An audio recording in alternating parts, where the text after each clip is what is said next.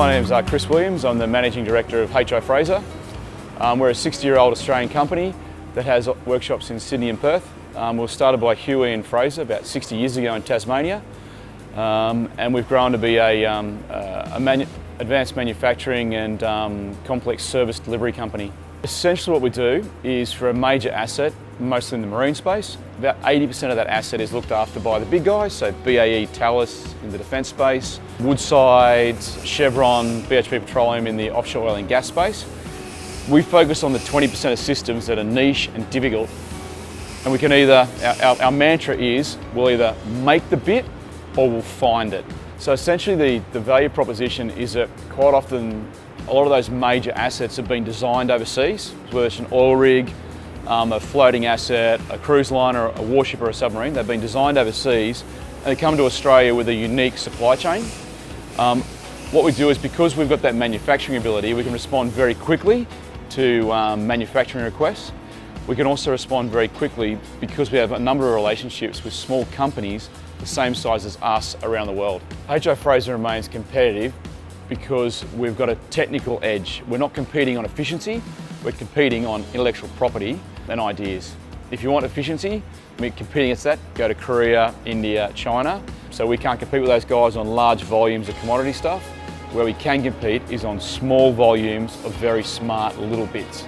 That's what we do very well. We've actually reinvented the business a number of times over the last 20 years, and it's very much driven by the marketplace and by the customer. So 30 years ago, during the Anzac program, the Collins program, the Mine Hunters, 20 years ago, those programs were very high on Australian industry content, and there was almost reverse auctions where those builders, to hit the Australian content, were saying, how much will it cost to make this bit?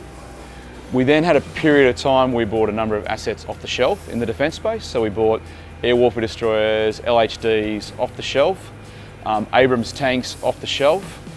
And so the opportunities were limited unless you could break into those supply chains. Advanced manufacturing and Australian industry relies on meaningful work. So if there's meaningful work, companies will invest and they'll train and they'll do these things. Without meaningful work, then you can do a whole bunch of activities, but why? And you'll find it difficult to get industry to co-invest. So in a lot of cases, we're actually waiting for the next tranche of oil and gas and defence projects to be announced. OPVs 2018, frigates, submarines, JSF maintenance, and then there's all the oil and gas programs.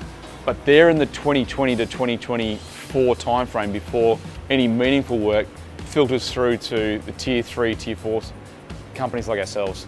So we had Minister Pine and our local member Jason Felinsky visit us a couple of months ago after we'd manufactured our 1 millionth coupling for the Collins class submarine program. It's a really nice example of Australian industry being involved in the build program, then being part of the through-life solution, so that now Collins class submarines can't go to sea without HI Fraser couplings. No couplings, submarine doesn't sail.